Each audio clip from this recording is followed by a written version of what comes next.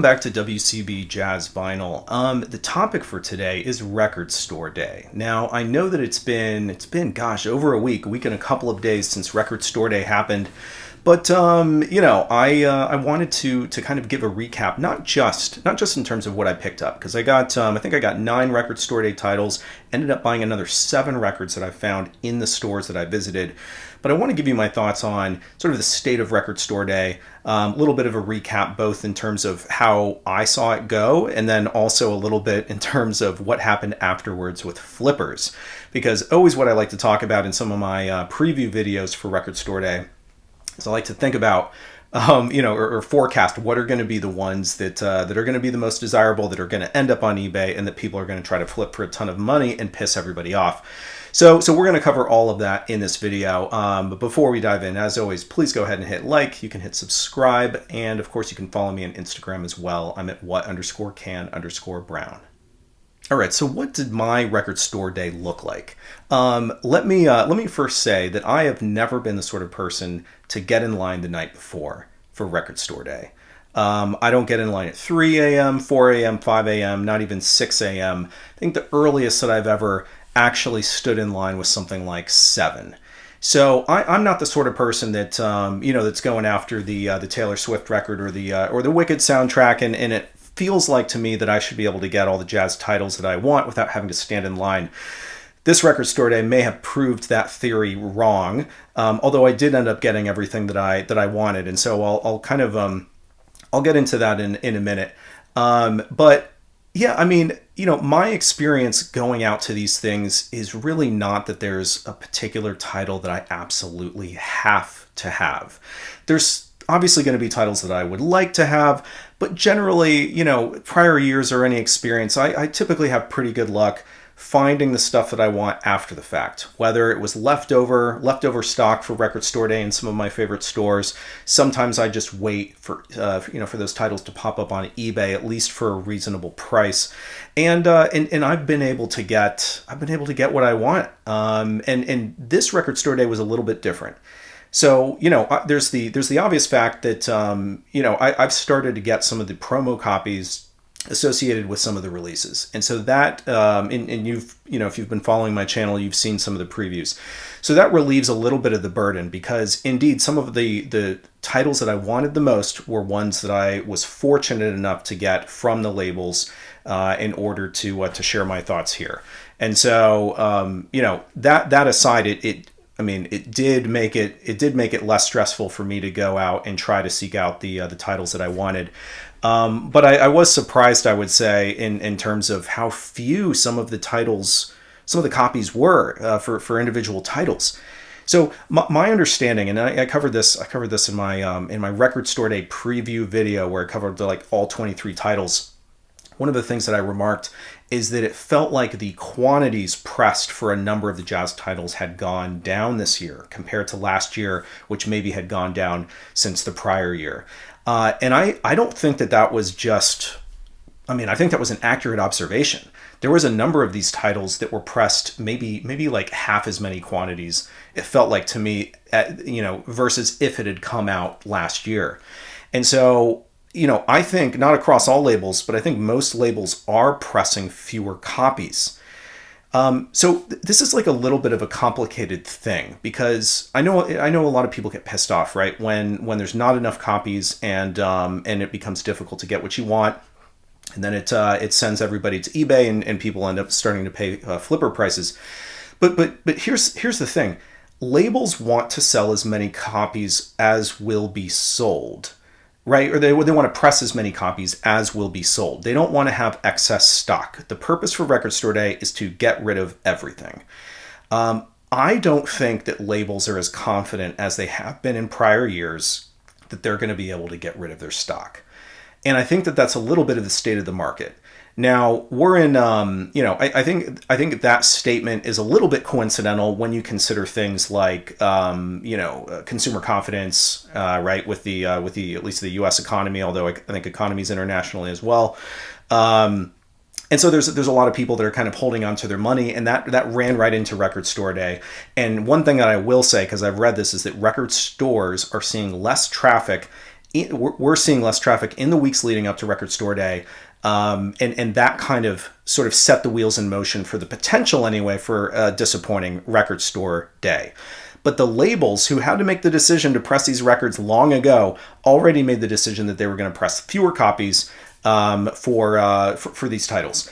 And here's the thing: Record Store Day, if I'm thinking about who it benefits financially, I don't know that there's a winner in the picture. And I guess what I mean by that is that the labels who are making these records in small quantities, I don't think that they're making a lot of margin. I think that they're selling them for about what it costs. They're making them in small quantities, so it's not like they can make it up with volume.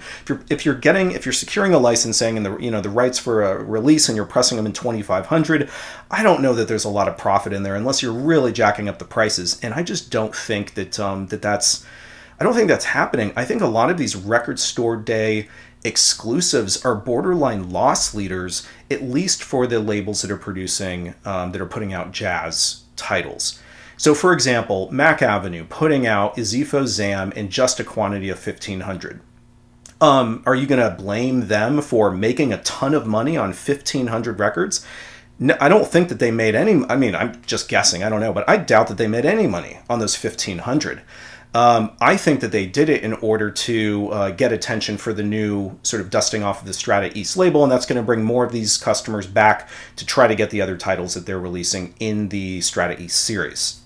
So, like I said, I don't think the labels are necessarily winning for Record Store Day, except that it's great promotion, for their label and to get people to come back and spend more money.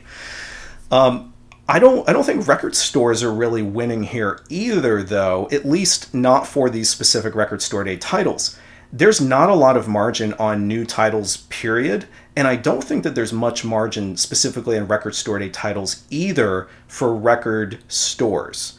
So therefore, their strategy would be the same as the labels. They're trying to get people to come into the store and get them to come back and sort of have that association with the store, right? This is a store where I can go and I can buy the records that I want, and they want the repeat business. I think that that's where record stores make their money.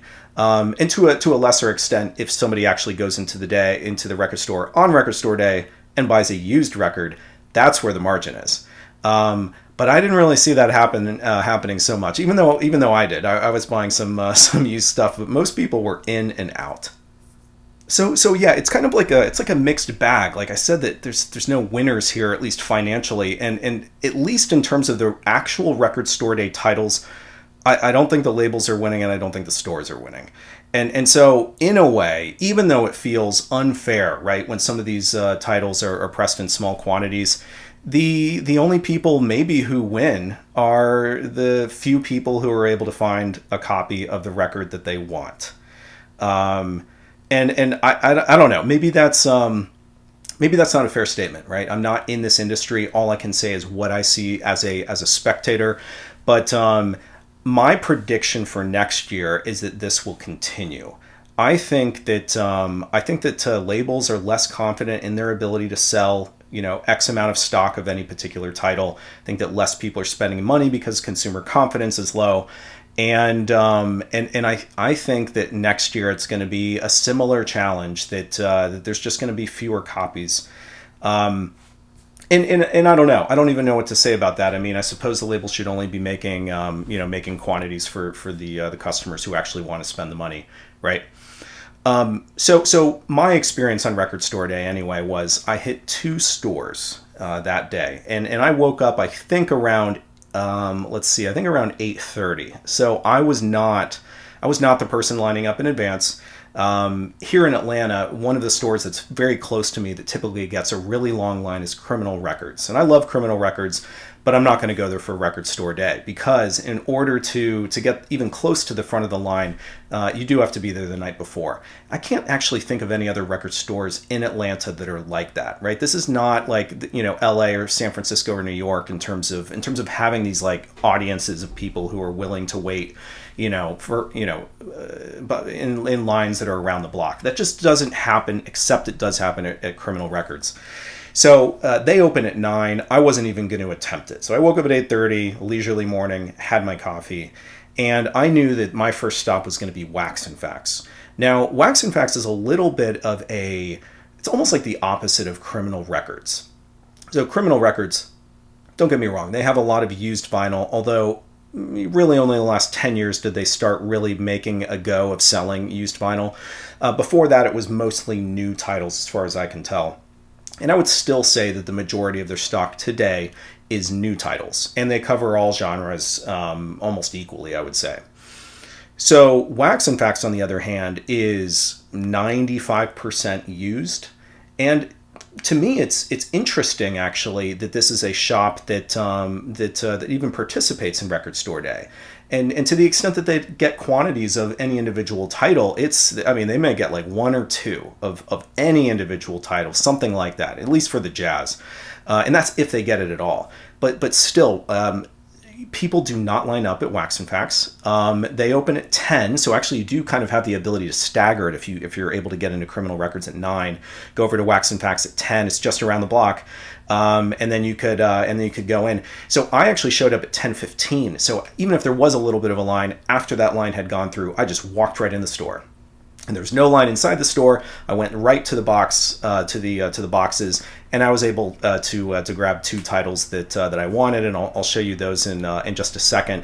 But yeah, it was a successful trip. While I was there, I picked up I think 6 used titles as well. So I spent a little time in the store, and again, I was the only person who was going over to the used section, at least while I was there. Everyone was focused on just the Record Store Day boxes. There's only like 4 of them. Again, they don't get a lot of volume. So I think a lot of people don't try to go to Wax and Facts, even though my experience is that that's like the best place to go. All right, so after I left Record Store Day at Wax and Facts, I got in the car. I think I went home first, and then I went over to Record Loft, which is like 0.2 miles from my house. Absolutely the easiest record store to get to, and I had the ability to stagger the opening for that as well because they opened at noon. So I think I got there at like 11:30, and I did stand in line that half hour because I was looking for a Zifo Zam. That was still the title that I hadn't found yet. They didn't have any copies at Wax and Facts, or maybe there was one and somebody grabbed it. And I think many of you know probably out there that ended up being one of the toughest titles to get. Not only was it pressed in a quantity of 1,500, but there was just a lot of attention around it, and now it's going on eBay for. I think that the most that I saw it sell for after Record Store Day was $300, and I think it's still at least routinely going for somewhere between like $90 and $120. So in any event, Record Loft opened at noon. I went right in, and I was able to get 2 titles that I wanted there as well, and I think I got a used record there as well. So it ended up being I would say a pretty stress-free experience. I mean, when I walked into Record Loft, there was maybe 15 people in front of me. Everybody gravitated towards the rock and like pop boxes, which was on a different side of the store. And the folks there pointed me to the jazz, and I was the only person who walked up to the jazz box, looked inside a Zifo Zam, and the rest kind of didn't matter. So yeah, it was a stress-free experience for me. But again, I have to think about the state of things, because if you look at the reseller market for some of these titles, there's still people spending money on records. I just think that there's a lot of people who are being more cautious, rightly so, because they don't know what's going to happen with the economy, and they're simply not spending as much these days on records. All right, so I do want to tell you what I picked up, and maybe more than just a show and tell, because some of these you've already seen. You've already seen some of the Resonance titles because I've reviewed them. I'll show you those briefly, but I wanted to start off with what I believe are the 3 clear winners of Record Store Day, at least in terms of the jazz titles. And what do I mean by that in terms of winners? These were the titles that seemingly on the day, as well as after the day, in terms of what they go for on eBay and just conversation, there were 3 titles that everybody was talking about. And and few were able to get. I think those are the two things, right? There's a lot of energy for it, and there's a lot of people therefore that couldn't get it. So one that I've mentioned several times is the Zepho Zam, which was the Mac Avenue release. So again, I was able to pick this up at Record Loft in Atlanta and was very surprised to be able to. It does sound great. This is my first opportunity to hear it, and it gives me confidence, I think, for the rest of the Mac Avenue releases. But why I say they won in terms of like what does that mean? Well, again, there was a lot of people who wanted this, and it's going for big money on eBay, and that just hasn't seemed to calm down.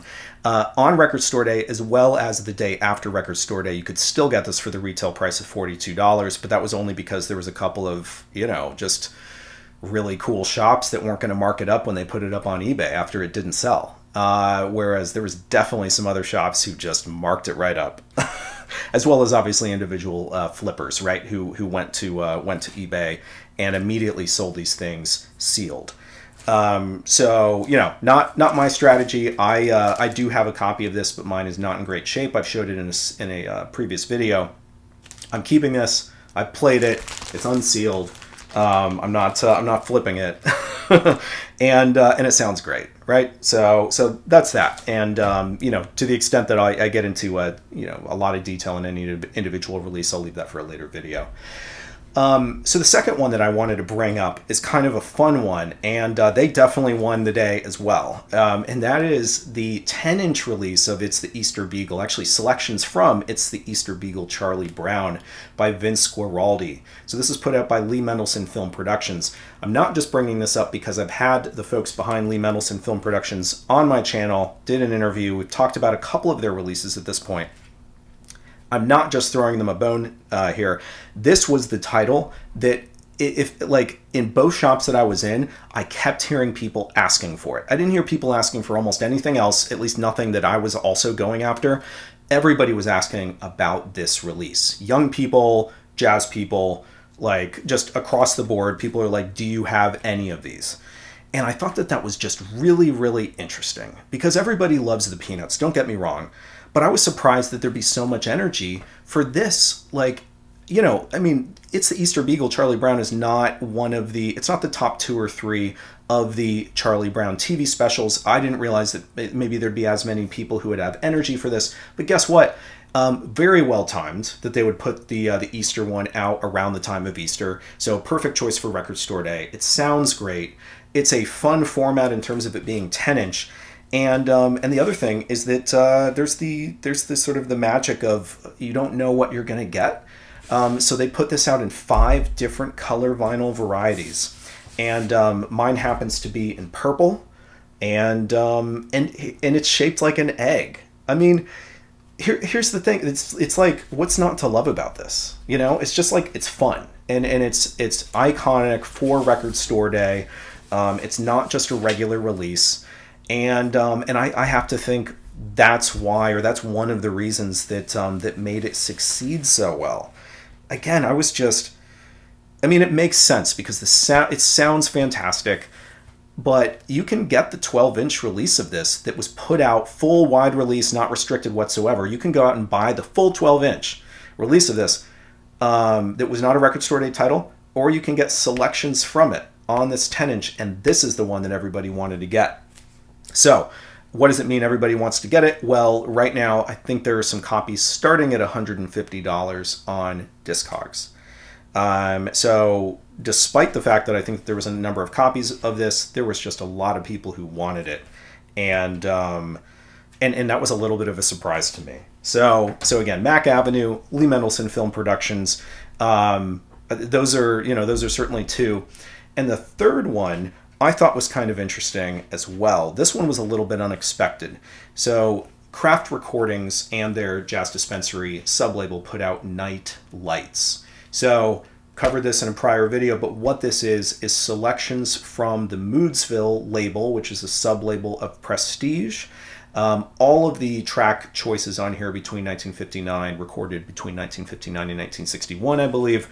And it's great, but it's a compilation. And the other Jazz Dispensary compilations did not do as well as this one did. There was it's seemingly a lot of energy for this as well. Don't get me wrong, it's great music, it's a great cover, it's a great vibe, but I was really surprised to see this one going for 2-3 times retail on eBay, and it doesn't seem to have gone down really at all. There's still a lot of people who are looking for this. So, I think time can still, benefit you if you're looking for some of these titles, because I think typically it's like a month away from Record Store Day is when some of the, intensity around finding these kind of goes down a little bit, and people maybe start to sell more of them for a reasonable price. But anyway, those 3 titles, and I'll show you the rest of them that I grabbed. Out of everything, I think those were the 3, call it winners, in terms of all the attention being on them, a lot of people wanting them, the flipper money going high on some of these on eBay and Discogs. And yeah, I just thought it was kind of an interesting and maybe unexpected outcome. All right, so what else? Here I'll show you these three resonance titles that I brought up in prior videos. Again, it's not lost on me that I'm fortunate to have received some of these copies from the label in advance. So the Kenny Dorham one, which I've done videos of each of these, but I'm a fan of each of these. I still think. Talking to others, I think there's a lot of people who really strongly believe that Freddie Hubbard is the best of the 3, and that's this one. And I think that this one has grown on me even more since I made my review video. Although I liked it in the review video, I still think that the Kenny Dorham is my favorite of these 3 resonance titles that they put out. But all are great. So I've already covered those in prior videos, so I didn't kind of want to dwell on them. So otherwise, what did I get in terms of new releases? Well, I did grab Bill Evans' Further Ahead, which is put out by Elemental, right? Resonance Records' sister label that Zev Feldman is the president of. So it's funny. This one is an interesting one because this was a Record Store Day title years ago. And I thought I had a copy of it. Apparently I don't. Never got a copy of it. And they decided to reissue this one with a new cover. And I found it. I found it in the store, and I was like, you know what? I don't have it. And I missed it the last time. And that original edition, Record Store Day edition, those ones still go for a lot of money. So the fact that Resonance decided to reissue it, I think is great for everybody who couldn't get a copy. And guess what? The retail price on this is $26.50. So they decided to put out a very desirable record that came out for Record Store Day years ago that goes for over $100, and when they put it out, they only put a $26.50 price tag on it, which is just a deal. I mean, it's I don't know. It's I think while it's true that some of the titles end up getting expensive, and obviously these labels have to cover their cost if it's a double disc or a triple disc. But the fact that when there's the opportunity, I guess, for them to do something that feels, I don't know, this just to me was like almost one of those like nice surprises. It's like a reminder that like labels out there aren't necessarily price gouging. I mean, this is just a good deal for any new record, and the fact that it's this one, that it's so that it's kind of so sought after, I thought was really cool. So I had to pick that one up. And then finally, and I mentioned that this is one of the titles that I was most looking forward to on Record Store Day, and I did indeed grab a copy, and that is Happy Girl by Nathan Davis. So I was very excited to be able to find a copy of that, and it does sound great as well. In fact, I'm not disappointed with any of the titles that I was able to get. All right, so finally, there were 7 records that I grabbed that were in the used section, mixture between Wax and Facts and Record Loft, and I thought I'd show them to you. I don't think any of these individual records cost more than like $10 maybe. I'll have to as we go, I'll have to double check. But I was excited to find these. The majority of them actually were at Wax and Facts. So this first one is on Moodsville, and it's by Dave Pike. Now I fully acknowledge this is not one of his more desirable titles, But I was just actually reading the Downbeat review of this. I think they gave it like 4 stars or maybe even 4.5. Like they thought highly of this, at least at the time. So I'm going to have to give this another go. I think I've owned a copy of this in the past and I sold it. But I saw this one. What's the price tag? $7 on it. It could be on recycled vinyl. But for $7, I mean, it seemed like it was an easy grab for me. This next one, I was tipped off on this one by a fellow Instagrammer who's also a former DJ Pari. If you were on Instagram, you probably know who he is. He really likes this one. It's called Paid in Full by Jimmy Smith. And he and I have actually, not Jimmy Smith, but DJ Pari and I have DJ'd together before locally. And he is a big fan of actually spinning a track from this. And so when I saw this at the shop, I was like, hey, like I like, to DJ, and maybe I could spin this the next time. And yeah, I think this was $8. I can't really remember, and there's not currently a price tag on it. So that was a fun one. Here's another one that I had, I think in my mind, because again I've been getting into DJing more, and this one just seemed to be one that I could probably use for that purpose at least. And this is the Houston Express by Houston Person. This is on Prestige, I think. It's on Prestige. So that one was cheap too. I was actually surprised to see that for less than $10. Just because some of these that are like, whether they're sampled or they like, funk, soul kind of like thing, there's just a lot of energy for that kind of music right now, and the prices have actually gone up over the last couple of years for some of these that maybe they didn't previously go for as much. All right, so these next four, really the last four, are older titles, but I was excited to see them. So this is Errol Garner's Garnering, right? With a lovely Burt Goldblatt, image there in terms of the illustration. Believe this is an original. This is $10. And then the last three are all Charlie Parker. So I've got the Genius of Charlie Parker here on Savoy. I've got Charlie Parker Memorial, also on Savoy. And then finally, I have another Charlie Parker Memorial, but it's a different catalog number. So I think it's like, Memorial volumes, right? Like 1, 2, 3 or whatever. So here's the other one. All on Savoy. I think one of these is even though it's early, one of these is an early reissue. But I think they all have like Rudy Van Gelder metal work on them, and I didn't have these. I don't have the tracks that are on these in any other format. I think to some degree they may be from, mixture of 78s and possibly like 10-inch releases. But it's just fun to be able to grab these, and again for a reasonable price, why not? So that's kind of how it went down for me. Listen, I know that it's a little tacky to be talking about such a event as Record Store Day. It's like a celebration of spending money with retailers, and I know that there's a lot of people concerned about the economy, and a lot of people, like I said earlier, holding on to their money right now.